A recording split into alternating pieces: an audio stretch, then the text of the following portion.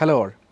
So നമ്മൾ ആദ്യം start ചെയ്യുന്നത് ഒരു 8-ബിറ്റ് മൈക്രോ കൺട്രോളറിലാണ്. 8-ബിറ്റ് മൈക്രോ കൺട്രോളറിൽ അതിൻ്റെ ബെയർ മെറ്റൽ പ്രോഗ്രാമിംഗ് ആണ് നമ്മൾ സ്റ്റാർട്ട് ചെയ്യുക. നമ്മൾ യൂസ് ചെയ്യുന്നത് AVR സീരീസിൽ വരുന്ന Atmega 3284 എന്ന് പറയുന്ന മൈക്രോ കൺട്രോളറാണ്. Atmega 3208P അതാണ് നമ്മൾ യൂസ് ചെയ്യുന്നത്.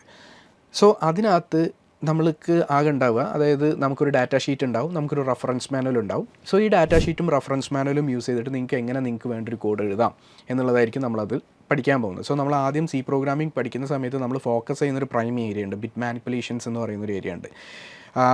സോ അതിനകത്ത് പഠിച്ചിട്ടുള്ള ബിറ്റ് മാനിപ്പുലേഷൻ കോൺസെപ്റ്റ്സ് യൂസ് ചെയ്തിട്ടായിരിക്കും ഇവിടെ നമ്മൾ കോഡുകളൊക്കെ എഴുതുന്നത്. ബിറ്റ് മാനിപ്പുലേഷനും സ്ട്രക്ചേഴ്സും പോയിൻറ്റേഴ്സൊക്കെ യൂസ് ചെയ്തിട്ടായിരിക്കും നമ്മളിവിടെ കോഡുകൾ എഴുതുന്നത്. ആൻഡ് ഇതിനകത്തുള്ള പ്രത്യേകത, നമ്മൾ ലൈബ്രറീസോ നമ്മൾ ഓൺലൈനിൽ നിന്ന് കിട്ടുന്ന കോഡുകളോ അങ്ങനത്തെ യാതൊരു കാര്യങ്ങളും നമ്മൾ ഉപയോഗിക്കില്ല. ഫ്രം ദ സ്ക്രാച്ച് ആയിരിക്കും നമ്മൾ കോഡ് എഴുതുക. നമ്മൾ ഇതിന് വേണ്ടിയിട്ട് ഉപയോഗിക്കുന്ന മൈക്രോചിപ്പ് സ്റ്റുഡിയോ എന്ന് പറയുന്ന ഒരു പ്ലാറ്റ്ഫോമാണ്.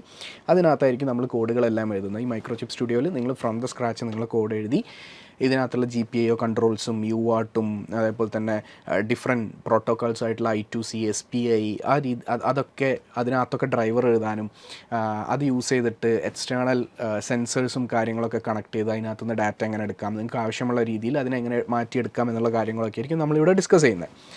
ആൻഡ് വൺസ് ഈ മൊഡ്യൂൾ കഴിഞ്ഞാൽ എഗെയിൻ നമുക്കൊരു വർക്ക്ഷോപ്പ് ഉണ്ടാവും. നമ്മൾ ഈ 8-ബിറ്റ് മൈക്രോ കൺട്രോളറിൽ പഠിച്ച കാര്യങ്ങളെ ഒന്നും കൂടെ ഒന്ന് ബ്രഷപ്പ് ചെയ്തെടുക്കാനും അതിൻ്റെ കാര്യങ്ങളൊക്കെ കവർ ചെയ്യാനൊക്കെ വേണ്ടിയിട്ട് ആയിരിക്കും നമ്മൾ ഈ വർക്ക്ഷോപ്പ് വെച്ചിട്ടുണ്ടാവും. സോ ഈ വർക്ക്ഷോപ്പിന് വരുന്നതിന് മുന്നേ തന്നെ നിങ്ങൾക്ക് കുറേ കാര്യങ്ങൾ മനസ്സിലായിട്ടുണ്ടാവും. ഡാറ്റ ഷീറ്റ് എങ്ങനെ വായിക്കണം, ഡാറ്റ ഷീറ്റ് നാവിഗേഷൻ എങ്ങനെ ചെയ്യണം, നിങ്ങൾക്ക് ഒരു മൈക്രോ കൺട്രോളർ കിട്ടിക്കഴിഞ്ഞാൽ അതിൻ്റെ റഫറൻസ് മാനുവൽ നോക്കിയിട്ട് അതിൻ്റെ രജിസ്റ്റർ മാപ്പിംഗ് എങ്ങനെ ചെയ്യാം, അങ്ങനത്തെ കുറേ കാര്യങ്ങൾ നിങ്ങൾക്ക് ഓൾറെഡി മനസ്സിലായിട്ടുണ്ടാവും.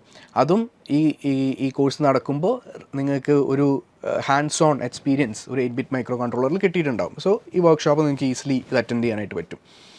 വൺസ് ഈ വർക്ക്ഷോപ്പ് കംപ്ലീറ്റ് ചെയ്തു, നിങ്ങൾ പ്രോഗ്രാമിങ്ങിനകത്തും 8-ബിറ്റ് മൈക്രോ കൺട്രോളറിനകത്തും നിങ്ങൾ കംഫർട്ടബിളായി അങ്ങനത്തെ ഒരു അവസ്ഥയിൽ നിൽക്കുന്ന സമയത്തായിരിക്കും നമ്മൾ ബേസിക്കലി അടുത്ത ഇതിനകത്തോട്ട് പോകുന്നത് 32-ബിറ്റ് മൈക്രോ കൺട്രോളറിലോട്ട് പോകുന്നത്. പക്ഷേ ഈ ആദ്യത്തെ 2 മൊഡ്യൂൾ കഴിയുമ്പോൾ തന്നെ നിങ്ങൾ ആക്ച്വലി ഇൻ്റർവ്യൂവിനൊക്കെ ഓൾമോസ്റ്റ് ഒരു ബിഗിനറൊക്കെ ആണെന്നുണ്ടെങ്കിൽ ഇൻ്റർവ്യൂസിനൊക്കെ ഓൾറെഡി കേപ്പബിൾ ആയിട്ടുണ്ടാവും. കാരണം അത് ഇൻ്റർവ്യൂസിനകത്ത് പോകുമ്പോൾ നിങ്ങളോട് കൂടുതലും സി പ്രോഗ്രാമിംഗ് ഒക്കെ ആയിരിക്കും ചോദിക്കുന്നത്. C programming basic micro controller questions ഒക്കെ ആയിരിക്കും ചോദിക്കുന്നത് ഫോർ എ ബിഗിനർ. സോ അപ്പോൾ തന്നെ നിങ്ങൾ അതിന് കേപ്പബിൾ ആയിട്ടുണ്ടാവും. ആൻഡ് നമ്മൾ 32-ബിറ്റ് മൈക്രോ കൺട്രോളറിലോട്ട് മൂവ് ചെയ്യും. 32-ബിറ്റ് മൈക്രോ കൺട്രോളറിൽ നമ്മൾ യൂസ് ചെയ്യുന്നത് ഒരു ARM ബേസ്ഡ് മൈക്രോ കൺട്രോളറാണ്. STM32ൻ്റെ F4 സീരീസിൽ വരുന്ന ഒരു മൈക്രോ കൺട്രോളറാണ് നമ്മൾ യൂസ് ചെയ്യുന്നത്. അതിന് വേണ്ടിയിട്ട് നമ്മളൊരു ന്യൂക്ലിയോ ബോർഡ് എന്ന് പറഞ്ഞിട്ടൊരു ബോർഡ് ഉപയോഗിക്കുന്നുണ്ട്. നിങ്ങൾക്ക് ആ കിറ്റിൻ്റെ വീഡിയോനകത്ത് അത് ഡീറ്റെയിൽഡ് ആയിട്ട് അതിനെ പറ്റിയിട്ടുള്ള ഡീറ്റെയിൽസൊക്കെ കാണാൻ പറ്റും.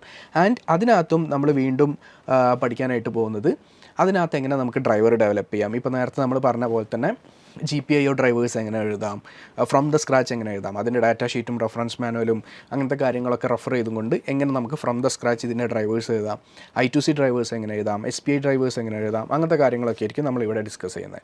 And at the end of this module again നമ്മളൊരു ചെറിയൊരു പ്രൊജക്റ്റ് ചെയ്യും. നമ്മൾ ഈ സെൻസേഴ്സും കാര്യങ്ങളൊക്കെ ഈ ബോർഡിനകത്തോട്ട് കണക്ട് ചെയ്തിട്ട് ഒരു റിയൽ നമ്മൾ എഴുതിയ ഡ്രൈവേഴ്സൊക്കെ യൂസ് ചെയ്തിട്ട് നമ്മളൊരു ഫേംവെയർ ഒക്കെ എഴുതി അത് വെച്ചിട്ട് നമ്മളൊരു ചെറിയൊരു പ്രൊജക്റ്റൊക്കെ ചെയ്യും.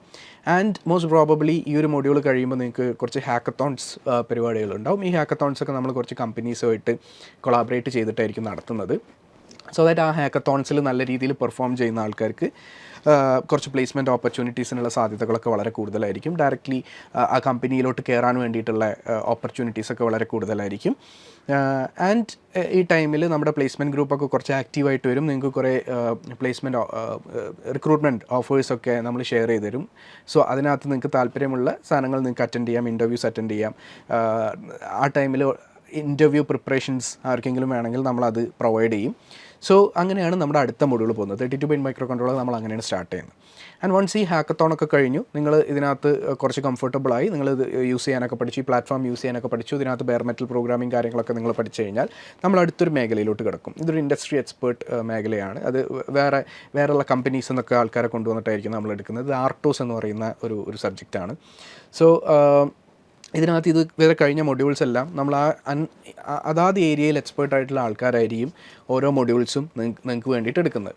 സോ ആർട്ടോസ് വരുമ്പോഴത്തേക്കും ആർട്ടോസ് എന്ന് പറയുന്നത് റിയൽ ടൈം ഓപ്പറേറ്റിംഗ് സിസ്റ്റം എന്ന് പറയുന്ന ഒരു കോൺസെപ്റ്റാണ്. ഓക്കെ, സോ അത് റിലേറ്റഡ് ആയിട്ട് കുറേ കാര്യങ്ങൾ പഠിക്കും. അതായത് മൾട്ടി ടാസ്കിങ്ങൾ എങ്ങനെ ചെയ്യണം ഈ മൈക്രോ കൺട്രോളറിനകത്ത്. നമ്മൾ യൂസ് ചെയ്യുന്നത് STM മൈക്രോ കൺട്രോളേഴ്സ് തന്നെയാണ് ആർട്ടോസിന് വേണ്ടിയിട്ട് ഉപയോഗിക്കുന്നത്.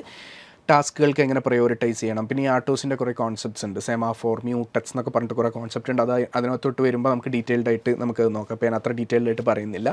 അങ്ങനത്തെ കുറേ കാര്യങ്ങളൊക്കെ ആയിരിക്കും നമ്മൾ നോക്കുന്നത്. ഇതിൻ്റെ പ്രോസസ് കമ്മ്യൂണിക്കേഷൻ, അങ്ങനെ കുറേ കാര്യങ്ങളൊക്കെ ആ മൊഡ്യൂളിനകത്ത് നമ്മൾ കവർ ചെയ്ത് വിടും. ബേസിക്കലി ആർട്ടോസ് റിലേറ്റഡ് ടോപ്പിക്സ് ആയിരിക്കും. നിങ്ങൾക്ക് സിലബസ് നോക്കിക്കഴിഞ്ഞാൽ നിങ്ങൾക്ക് അതിനകത്ത് മനസ്സിലാവും. അതായിരിക്കും നമ്മൾ അടുത്ത മൊഡ്യൂളിനകത്ത് നമ്മൾ കവർ ചെയ്യുന്നത്.